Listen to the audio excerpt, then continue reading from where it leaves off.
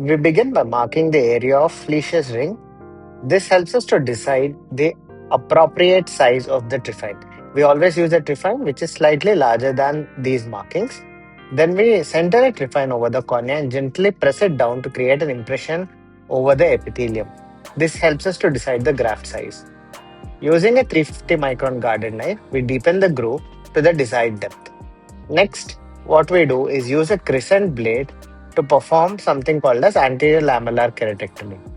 The depth of anterior lamellar keratectomy is roughly half the depth of the groove which we intended, which was 350 microns. So we would try to remove at least 150 to 175 microns. The dissection, we try to do it as peripherally as possible. We tend to avoid anything touching the cornea centrally.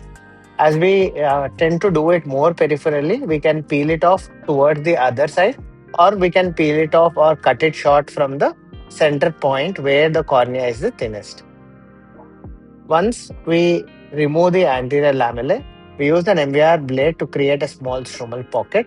Then, with the help of a Fogla's DALK pointed dissector, we fashion a downward angled groove to prepare for the big bubble formation.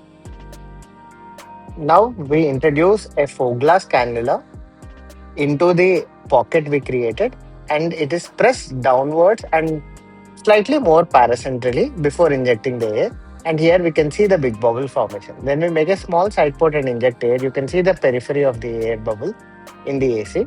Then we do the brave slash where we let out the big bubble which is inside. Now we inject some viscoelastics into the space we just created using the big bubble.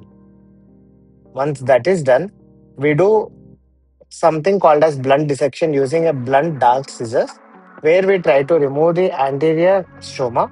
Now you can clearly see a plane which has formed just above the predecimates layer. It is easily mobile. This space is very free. You don't see any resistance with your instrument when you go there. So once you are in this depth, you try to create four petals, what we call. Like you see, we are cutting it vertically. Now we are cutting it horizontally.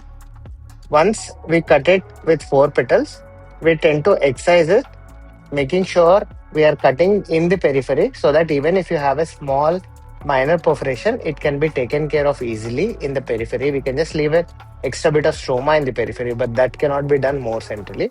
So this comes off easily, and then we prepare the tissue. We tend to oversize the graft by 0.25. Then we peel off the Descemet's membrane.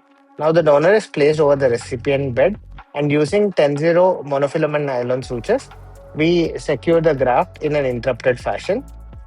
The trick here is we take 50% depth in the graft and 80% in the host. Once that is done, we just try to decrease the size of the air bubble in the eye. You can even remove the air bubble completely. I just tend to keep it slightly smaller in the eye, and this completes the deep anterior lamellar keratoplasty.